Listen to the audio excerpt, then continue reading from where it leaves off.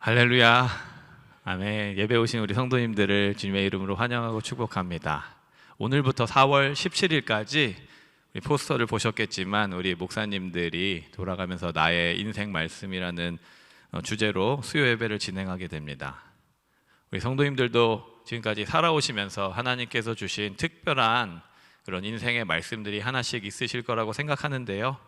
저도 사실 인생의 말씀이 하나가 있습니다. 제 인생 말씀은 사실 사도행전 20장 24절입니다. 나의 달려갈 길과 주 예수께 받은 사명, 하나님의 은혜의 복음을 증거함을 마치려 하면은 나의 생명조차 조금도 귀한 것으로 여기지 아니하노라. 사실 이것이 저의 인생 말씀이고 주님이 부르셨을 때 주신 말씀인데요. 그래서 이 말씀을 전할까 하다가 제가 저희 교회에 부임한 지 이제 6개월 정도가 되었습니다. 근데 저희 교회에 부임하고 난 이후에 이제 기도하는 가운데 하나님께서 강권적으로 응답해 주신 구절이 오늘 저희가 함께 읽었던 빌립보서 4장의 말씀입니다.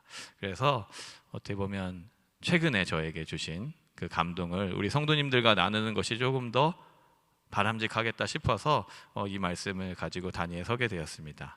바라기는 이 말씀을 통해 저에게 은혜 주셨던 하나님께서 우리 성도님들에게도 더욱더 큰 풍성한 은혜 부어주시기를 간절히 소망합니다.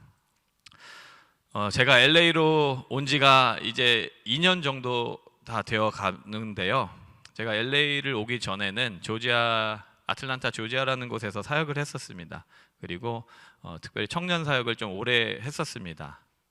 LA로 오기 직전까지도 작년 사역도 했지만 거의 오기 직전까지 청년 사역을 계속하다가 오게 되었는데요. 감사하게도 하나님께서 많은 은혜를 베풀어 주셔서 좋은 동역자들과 또 좋은 청년들과 열심으로 사역을 하다가 왔습니다. 하나님께서 사역하는 가운데 많은 부흥을 허락하셨고요. 200명 정도 조금 되지 못하는 청년들과 같이 예배할 수 있었습니다. 근데 단지 수적인 부흥이 중요한 것보다 정말 청년들이 너무 귀했어요. 그래서 새벽 기도나 수요 예배나 금요 예배를 정기적으로 나오는 청년들도 너무 많이 있었고요. 수련회를 3박 4일로 해서 수목금토를 가면 휴가를 내서 수련회를 오는 청년들이 전체 인원에서 60% 70% 정도가 그렇게 참석을 했었고, 매주 캠퍼스로 전도하러 나가고 성경 공부반 같은 거 한다 그러면 너무 많이 신청을 해갖고 제가 정말 제일 많이 했을 때는 일주일에 클래스를 3개씩 하고 그랬습니다. 정말 힘들었는데요. 그럼에도 불구하고 너무나도 행복했고 너무 귀한 시간이었습니다.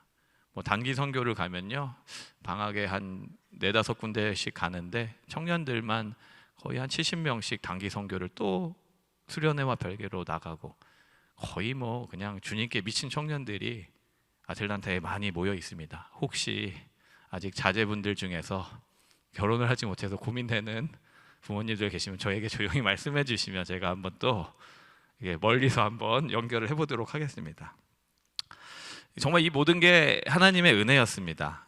정말 은혜였고 저도 그렇게 담당 교육자로 사역을 하다 보니까 너무 감사했는데, 그러다 지금 그 전 교회를 자랑하려는 게 아니고 이제 제 욕을 하려고 이 얘기를 장황하게 이야기한 것입니다. 그렇게 사역하는 가운데 저도 모르게 교만한 마음이 드는 거예요. 이제 그런 소문이 나고 신앙생활 하려면 어디로 가야 되냐? 그럼 어떤 교회 청년부로 가야 된다. 그 지역 사회에서도 그런 소문이 나고 또 많은 청년 목사님들이 만나게 되면 어떻게 사역을 해야 되나요? 물어보시기도 하고, 제가 뭘 아나요? 하나님의 은혜입니다. 늘상 이렇게 얘기했지만 그러면서도 제 안에 저도 모르는 사이에 교만함이 자라나는 그런 것들을 많이 깨닫게 되었습니다.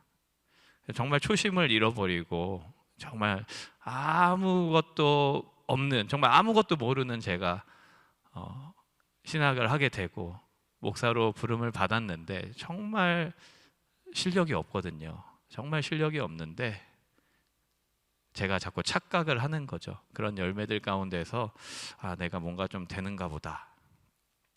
참 감사하게도 그럴 때마다 하나님께서 저의 교만함을 깨닫게 하셨고요, 부족함을 알게 하셨고, 그래서 다시 정신 차리고 또 주님이 주신 그 사명을 잘 감당하기 위한 몸부림들을 계속해서 반복하는 거죠. 그랬다가 교만했다가 또 회개했다가 교만했다가, 그런 삶의 반복으로 어떻게 보면 지금까지 오게 된 것 같습니다. 그렇게 사역하던 중에 저의 부족함을 정말 많이 느꼈고요. 그래서 더 새로운 곳에서 더 많이 배워야 되겠다, 이렇게 그런 마음을 주시고 그렇게 기도하는 가운데 정말 은혜로 그 정든 교회를 정말 아름답게 잘 마무리하고 떠나올 수 있게 되었고요. 그리고 이제 전혀 생각하지도 못했던 LA로 제가 오게 되었습니다. 그렇게 제가 부임했던 교회는 그 전에 섬겼던 교회랑은 전혀 다른 스타일의 교회였습니다. 교회가 훨씬 더 크기도 했고요. 그래서 옮겨서 사역을 하다 보니까 정말 많은 것들을 배웠어요. 그 전과 너무 다르니까 제가 생각하지도 못했던 것들을 생각해 보게 되고, 정말 교회란 무엇일까? 정말 목회란 무엇일까? 이런 것들에 대해서도 많이 고민해 보게 되었습니다. 그러면서 어떻게 보면 저도 또 새롭게 옮기게 되니까 초심으로 다시 제 마음을 다잡는 거죠. 그러던 가운데 어느 날 제가 평소에 은사로 생각하는 몇몇 분들의 목사님들이 계신데요. 그 분들 중에 한 분과 만나서 대화할 수 있는 시간이 있었습니다. 이런저런 대화를 나누던 가운데 제 마음 가운데 탁 심겨진 기억에 남는 그 한마디가 있었는데요. 그 목사님이 이렇게 얘기하시는 거예요. 자기 처음 부르심을 받고 전도사가 됐을 그때부터 담임 목사가 돼서 지금까지 단 한 번도 초심이 변해본 적이 없다, 이렇게 얘기하시는 거예요. 굉장히 교만한 목사님이시죠?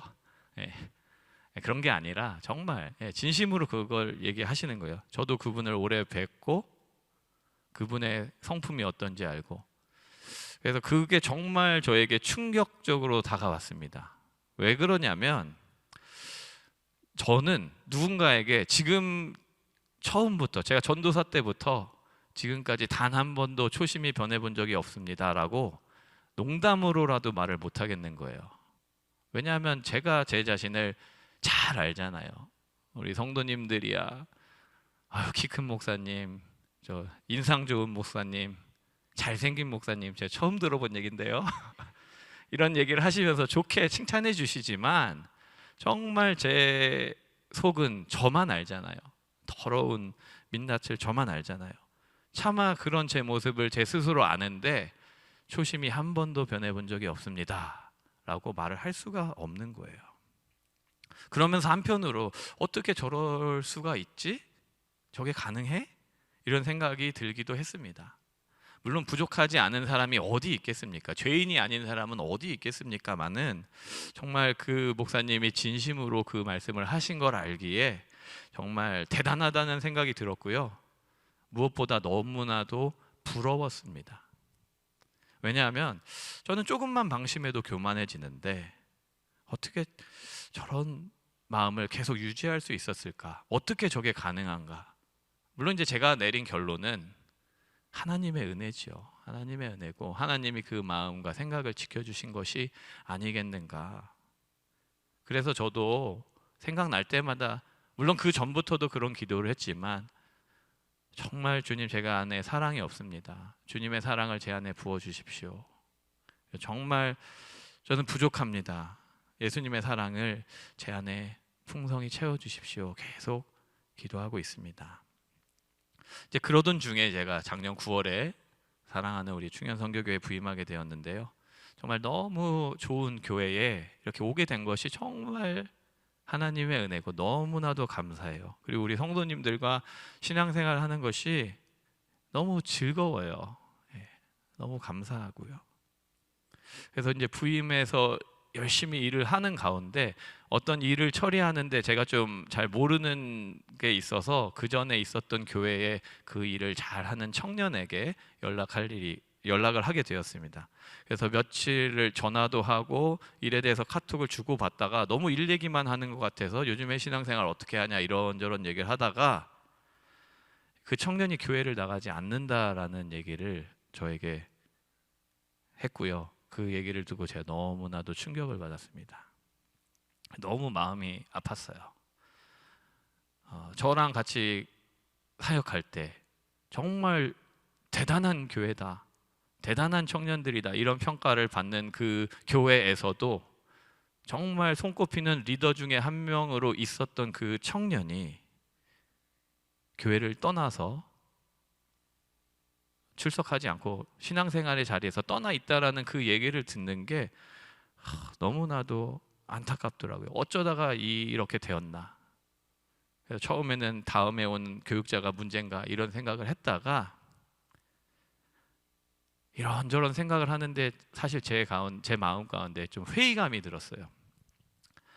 내가 사역을 정말 열심히 했는데, 정말 미친 듯이 사역했는데 그 청년 안에 정말 진짜 예수님의 십자가의 복음이 심겨졌었다면 어떻게 이런 일이 일어날 수 있었을까? 그랬다라면 교회를 떠나진 않았을 텐데 하면서 내가 정말 복음을 제대로 전하고 정말 목회자로서 바르게 사역을 했었는가 이런 생각들이 들면서 깊은 괴로움과 낙심에 빠지게 됐어요. 그래서 나 같은 게 목사로서 자격이 있는가? 내가 지금까지 뭘 하고 있나? 나는 지금 충현교회에 와서 무슨 사역을 하고 있나? 이게 주님이 원하시는 모습인가? 이런저런 고민을 하게 되었던 것이죠. 그날이 마침 수요일이었습니다. 그래서 지금 많은 성도님들이 이 자리에 나와 계신데 제가 늘상 앉는 자리 아시죠? 그 자리에 딱 앉아서 좀 일찍 앉아서 기도라기보다는 그냥 앉아 있었습니다. 앉아서 이렇게 눈을 감고 있다가 기도해야 되겠다는 마음이 들었어요. 그래서 기도하려고 이렇게 하면서 기도를 시작하는데 그때 하나님께서 오늘의 본문의 말씀을 생각나게 하셨습니다. 우리 빌립보서 4장 6절 7절 말씀 얼마 전에 암송 구절이라 다 외우실 것 같은데 아무것도 염려하지 말고 다 같이 한번 해볼까요? 아무것도 염려하지 말고 다만 모든 일에 기도와 간구로 너희 구할 것을 감사함으로 하나님께 아뢰라. 그리하면 모든 지각에 뛰어난 하나님의 평강이 그리스도 예수 안에서 너의 마음과 생각을 지키시리라. 정말 이 말씀은 수천 번도 더 들어본 말씀일 거예요. 그리고 정말 너무 많이 해서 툭 치면 외워지는 구절 중에 하나이기도 합니다. 저에게는 그런 구절이기도 합니다. 그렇게 무수히 많이 읽고 듣고 외우고 했던 말씀이지만 그날 그렇게 깨달아지면서 제가 기도하는 가운데 하나님 정말 제 마음과 생각을 지켜주십시오. 전 목회자로서 사명을 감당할 자신이 없습니다. 정말 그만두고 싶은 마음이 듭니다. 기도를 하는데요, 정말 너무 감사하게도 하나님께서 기도하는 가운데 제 마음과 생각을 지켜주시는 게 느껴지는 거예요. 정말 기도하는데 낙심과 절망 가운데 예배당에 나왔지만 그 가운데 하나님께서 주시는 그 말할 수 없는 평안함이 제 마음 가운데 부어지기 시작했습니다. 그리고 이렇게 은혜로 이제 예배를 잘 마치고 집에 돌아가서 잠을 자는데 제가 꿈을 꾸게 됐어요. 저 굉장히 보수적인 교단에서 목사가 되었으니까 이 점을 이해하시고 좀 들으시면 좋을 것 같습니다. 꿈에서 그런 적이 없었는데 꿈을 꾸게 됐는데 꿈이 너무 생생한 거예요. 광채가 확 나는 어떤 한 분의 뒷모습을 제가 바라보게 되었습니다. 제 느낌에는 얼굴을 못 봐서 모르지만 예수님 같아요. 예수님 같은 그 광채가 나는 분이 딱 뒷모습이 있는데 검을 들고 계신 거예요. 그리고 저는 조금 떨어진 뒤에서 그분을 바라보고 있었습니다. 그래서 그분이 걸어가면 저도 걸어가고 그분이 서면 저도 서고 그러다 어떤 방 같은 데를 들어가게 됐는데 그 방 옆으로 벽이 쫙 있는데 벽들의 이미지로 제가 지었던 죄들이 막 있는 거예요. 그래서 예수님이 가시면 저도 따라가면서 이렇게 손으로 이렇게 지우는 거죠. 죄를 이렇게 하나씩 지우는데 터치하면은 하나씩 하나씩 이게 다 지워지는 거예요. 근데 가면 갈수록 이 죄들이 점점 더 많아지는 거예요. 그래서 더 지우고 지우고 이렇게 따라가는데 가면 갈수록 죄도 많아지고 길이 점점 험해지고 나중에는 이제 뒤에서 이제 악한 존재가 저를 따라오는 게 막 느껴지고 또 앞에 보니까 이제 바닥이 길이 점점 험해지다 못해 막 못이 막 삐져나온 길들이 막 이렇게 나오는 거예요. 그래서 가지도 못하고 뒤에서는 누가 쫓아오는 것 같고 그렇게 괴로워하고 있는 그 찰나에 그 광채가 나고 있는 그분이 검을 크게 한번 휘저으니까 모든 것이 다 사라지는 거예요. 다 사라지고 따라오던 악한 세력도 벽에 있던 죄의 그림도 내 마음 가운데 있던 불안함도 또 바닥에 있던 온갖 가시들과 못들도 다 소멸되고 그분과 저만 딱 남게 되었습니다. 그러면서 제 마음 가운데 이런 마음을 주시는 거예요. 나를 따라오너라. 나를 앞서가지 말고 나를 따라오너라. 네가 하는 게 아니고 내가 한다. 이렇게 말씀하시는 것 같아요. 정말 때로는 제가 목사로서 너무 부족해 보이고 예수님의 자녀이지만 예수님의 자녀라고 하기에는 민망할 그런 죄악들도 많이 짓고 그런 행동도 하고 낙심도 되고 사역을 한다고 했지만 열매도 없어 보이고 그 마음이 다스려지지 않았는데 조금만 뭔가 잘 되면 나도 모르게 교만한 마음이 들어서고 뭐가 안 되면 낙심되고 이런 모습이 얼마나 저급스러운 모습입니까? 그런데 주님이 말씀하시는 거예요. 내가 그런 모습까지도 다 안다. 내가 안다. 내가 할 거니 너는 그냥 나를 따라오너라. 아마 모르지만 제가 꿈에서 주님이 가시는데 따라가지 않았다면 뭐 마귀한테 잡혔겠죠. 예. 그렇다고 무섭다고 주님보다 앞서가다가는 뭐 못에 다 신나게 찔렸겠죠. 예. 주님 가실 때 같이 가고 주님이 서시면 같이 서고 주님을 따라가는 게 가장 안전한 거겠구나. 뭐 너무 당연한 거지만 그것이 정말 실제로 제 안에 경험되어지는 하루였습니다. 그러면서 주님이 깨닫게 하신 것이 교만한 것뿐만이 아니라 염려하고 근심하고 두려워하는 것도 불신앙의 모습이다. 그런 것들을 생각하게 되었습니다. 우리가 이 땅의 삶을 살아가면서 염려와 근심이 없을 수는 없을 것입니다.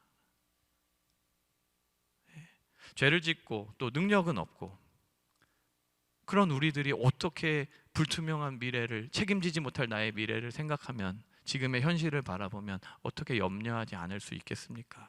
그러나 주님을 온전히 신뢰하는 사람들은 그 염려와 근심에서만 빠져 있지는 않을 것입니다. 예수님께서는 우리를 위해서 십자가 지신 분이시지요. 자기 목숨을 친히 버리셨습니다. 내가 어떤 존재인지 나보다 나를 더 잘 아시는 나의 과거와 현재와 미래까지도 다 아시는 그 주님이 그 모습을 다 아시면서도 나를 살리겠다고 십자가에서 피 흘려 죽으셨다라는 그 사실, 그것이 너무나도 큰 사랑이고 그것이 참 진리 아닙니까? 제가 볼 때 참 저는 저급하지만 그래도 예수님의 십자가의 보혈의 피로 값주고 사신 그런 존귀한 존재라는 것을 성경이 주님이 우리에게 말씀하고 계신 것이죠. 예수님의 목숨을 걸어서까지도 살려야만 한 귀한 존재가 바로 저와 이 자리에 있는 우리 성도님들이라는 것입니다. 우리를 살리기 위해서 뭐라도 하실 그 주님이 어찌 우리의 인생을 책임져 주시지 않겠습니까? 우리 앞에 있는 일희일비한 일들 주님 앞에 서면 아무것도 아니잖아요. 여전히 부족하고 여전히 죄악 많고 여전히 능력 없지만 그 모습 주님이 아신다고 하니까 나를 따라오라고 하니까 내가 너를 지켜주겠다라고 하니까 그것이 우리에게 소망이 되고 평안이 되고 염려와 근심에서 벗어나 감사와 자족할 수 있는 은혜 아니겠습니까? 이런 것을 다 아는 마귀는 그렇기 때문에 우리를 넘어뜨리려고 혈안이 됐을 것입니다. 우리를 정죄하고요. 그래서 야, 네가 어떻게 네 일주일의 삶을 봐라. 아니 오늘 너의 삶을 봐라. 어떻게 너의 모습이 하나님의 자녀라고 할 수 있냐? 그것이 가당키나 하냐? 다른 건 다 용서해도 오늘 어제 너의 모습을 봐. 그게 용납받을 수 있다고 생각하니? 계속 우리를 정죄하죠. 그래, 난 안 되지. 주님의 이름에 먹칠만 하는 거지. 마치 죄를 짓고 아담이 하나님에게서 멀리 도망가려고 했던 것처럼 정말 주님에게서 멀어지고 싶게 만드는 것이 마귀의 정죄함 아닙니까?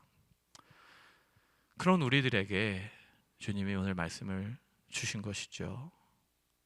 아무것도 염려하지 말고 오직 모든 일에 기도와 간구로 너희 구할 것을 감사함으로 하나님께 아뢰라.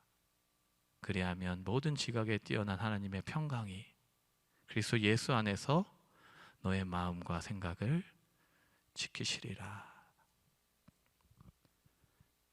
제가 경험하고 깨달은 건요, 성도님들 마찬가지일 거예요.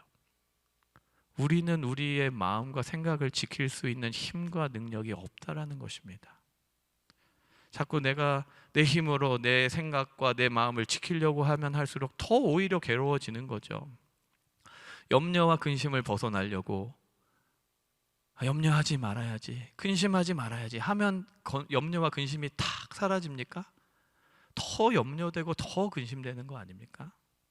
어떻게 내 마음을 바꿀 수 없는 실력 없음이 내 안에 있다는 걸 깨닫게 됩니다. 그게 문제죠. 근데 오늘 말씀을 보니까요, 예수님께서 우리의 마음과 생각을 우리 보고 지키라고 하는 게 아니라 내가 마음과 생각을 지켜주겠다 이렇게 말씀하고 계세요. 제 안에 있었던 염려와 근심, 어떻게 보면 패배감, 열등감, 이런 모습으로 그날 예배의 자리에 나온 거 아닙니까? 그런데 그때 주님이 제 마음과 생각을 한순간에 바꿔주시고 지켜주신 거예요. 모든 지각에 뛰어난 하나님의 평강이 제 안에 부어지는 것을 경험하게 되었습니다. 그러니까 제가 한순간에 편안해지는 거 아닙니까? 근데 이 일이 언제 일어났습니까, 여러분? 아무것도 염려하지 말고 오직 모든 일에 기도하고 간구하고 감사함으로 아뢰라.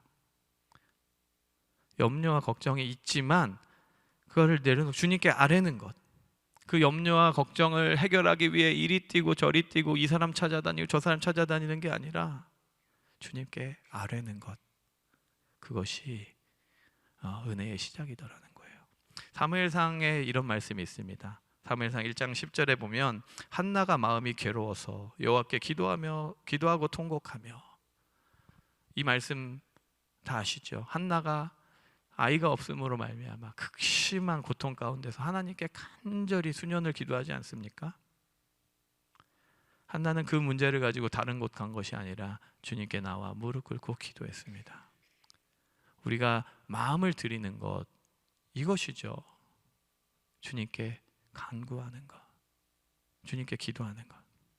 제가 어떤 목사님 설교 가운데 이런 말씀 들었습니다. 하나님께서 창조주이시고 이 땅의 통치자이시고 우주 만물이 그분의 말씀 가운데 운행하고 있고 그분의 통치가 임하지 않는 곳은 없고, 그럼에도 불구하고 하나님께서 자기 마음대로 하실 수 없는 것이 있다. 그것이 바로 우리의 마음이다. 이렇게 얘기하셨어요. 이게 뭐 하나님이 무능력하다라는 것이 아니라 세상의 악한 권력자들을 보십시오.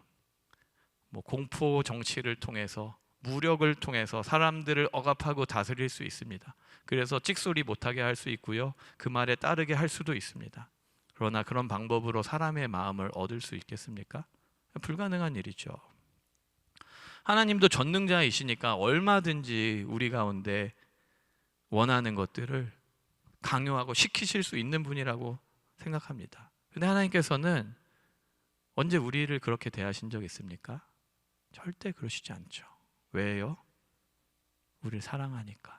하나님 사랑이시니까 우리를 인격적으로 대해 주시는 거죠. 고린도전서 13장 잘 아시죠? 사랑장이라는 별명이 있는데, 사랑은 오래 참고 온유하며 시기하지 않고 자랑하지 않고, 사랑은 무례히 행치 아니하고, 이렇게 나와 있어요. 무례히 행하지 않는다. 사랑한다면서 무례히 행한다라는 건 거짓말이라는 거예요. 성숙한 성도는 절대 무례하지 않습니다. 우리 부모님들 자녀를 사랑하지요? 자녀들에게 무례하게 대한다면 그거는 그리스도의 사랑이 아닌 것이죠. 우리를 사랑하셔서 무례히 행치 아니하시는 하나님이 우리를 기다리고 계시다라고 말씀하세요. 요한계시록 3장 20절 말씀 다 아시죠? 볼지어다 내가 문 밖에 서서 두드리노니 누구든지 내 음성을 듣고 문을 열면 내가 그에게로 들어가 그로 더불어 먹고 그는 나로 더불어 먹으리라. 주님이 방문 확 열고 우리 마음문 열고 들어오실 수 있잖아요. 근데 그렇게 하시지 않는다는 거예요. 문 밖에 서서 기다리고 계시다라. 문 열어줄 때까지 서서 기다리신다라는 거예요. 주님, 제가 마음문 열고 주님 영접하겠습니다. 들어오세요. 그때까지 기다리신다라는 거예요. 우리가 우리의 마음의 문을 열고 주님을 영접하고 우리 마음을 내어드릴 때, 그때 주님이 우리 마음에 오셔서 통치하시고 우리 마음을 지켜주시는 거죠. 그리고 그 가운데 그리스도의 평강으로 가득 채워주시는 것 아니겠습니까? 마음을 드리는 사람의 모습, 그 마음을 드리는, 그게 문을 열고 마음을 드린다는 건 그럼 무엇이겠습니까? 오늘 본문에서 말씀하고 있잖아요. 다른 것을 쫓는 것이 아니라 주님이 최고니까, 주님이 해결하실 수 있으니까, 주님이 능력의 주님이시니까, 그 전능하신 주님이 나를 사랑하시니까 내 문제를 주님께 드려야지. 그것이 그분을 영접하는 모습이죠. 그래서 염려와 근심이 있겠지만 괜찮아, 주님은 하실 수 있으니까. 그래서 그 문제를 가지고 주님께 나아가는 거죠. 주님께 기도하는 거죠. 주님, 저 이렇습니다. 저 이렇게 부족합니다. 주님, 또 실패했습니다. 또 넘어졌습니다. 소망이 없으니 주님, 나를 온전히 주관하여 주십시오. 나를 통치해 주십시오. 주님께 나의 삶을 의탁하는 것이 필요한 것입니다. 그렇게 한나가 주님께 기도하잖아요. 그 한나의 결과가 어떻습니까? 18절 말씀입니다. 보니까 당신의 여종이 당신께 은혜 있기를 원하나이다 하고 가서 먹고 얼굴에 다시는 근심빛이 없었더라. 가서 먹고, 근심이 많으면 식욕이 없어요. 입맛이 없잖아요. 그런데 가서 먹었대요. 그리고 근심빛이 없었다.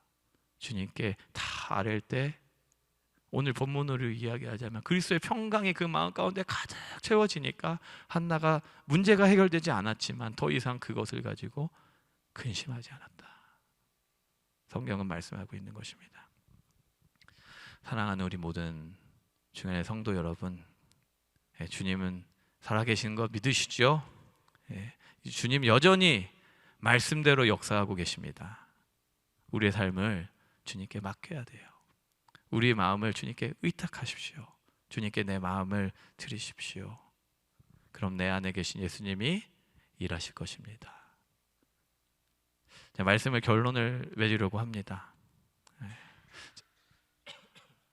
제가 아까 꿈 얘기를 했었잖아요. 그렇게 다 모든 것이 사라지고 평안함을 느끼게 되었다라고. 그러고서 제가 찬양을 불렀어요. 찬양을. 근데 그 찬양이 제가 모르던 찬양이에요. 나중에 알고 보니까 딱 한 번 들어봤어요. 그래서 그 찬양을 오늘 찬양팀에게 부탁을 해서 설교 전에 같이 여러 성도님들도 같이 부르셨는데요. 제가 이 찬양을 부르다가 깼거든요. 그리고 그 다음날 하루 종일 불렀는데, 제가 이제 아내가 찬양을 많이 알아서 물어보니까 얼마 전에 연말쯤에 제이어스라는 팀이 왔어서 저희가 한번 같이 간 적이 있거든요. 거기서 나왔던 찬양인데 그게 어떻게 기억에 나게 됐는지 모르지만 그 찬양을 계속 제가 불렀어요. 가사가 이렇습니다. 주님을 사랑하는 것, 주님을 갈망하는 것, 그것이 나의 유일한 소망이라. 사실 이 부분만 계속 불렀어요. 주님을 사랑하는 것, 주님을 갈망하는 것, 나의 유일한 소망이라. 저의 유일한 소망은 다른 것이 아니고요, 주님 사랑하는 것, 주님을 갈망하는 것. 그 마음으로 이 시간에 우리가 한번 같이 찬양하고 기도하면 좋겠습니다.